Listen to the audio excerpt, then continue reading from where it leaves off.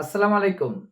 অনেক ব্যবসায়ী রয়েছেন যারা বুঝতেই পারেন না কিভাবে ধীরে ধীরে তাদের দোকানে ক্ষতি হচ্ছে।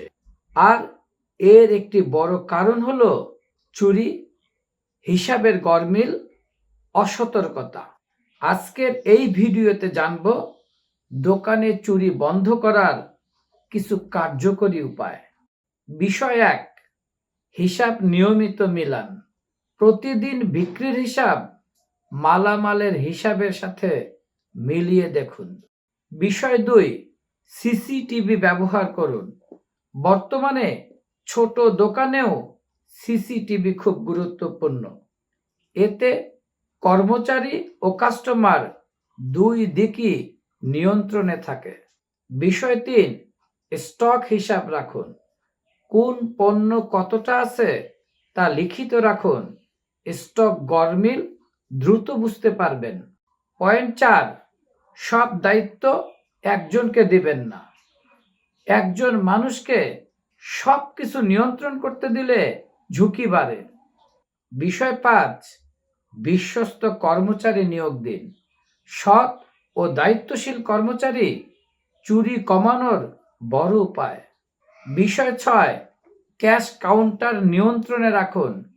ক্যাশ কাউন্টারে অতিরিক্ত ভিড় বা বিশৃঙ্খলা হতে দিবেন না।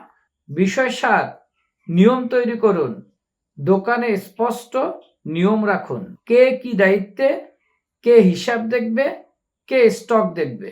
বিষয় ৮, সন্দেহজনক আচরণ লক্ষ্য করুন। অস্বাভাবিক আচরণ, অতিরিক্ত গোপনীয়তা, অকারণে হিসাব এড়িয়ে চলা এসব বিষয়ে লক্ষ্য রাখুন। বিষয় ৯, প্রযুক্তি ব্যবহার করুন। পজ সফটওয়্যার বা মোবাইল অ্যাপ ব্যবহার করলে হিসাব নিয়ন্ত্রণ করা সহজ হয়।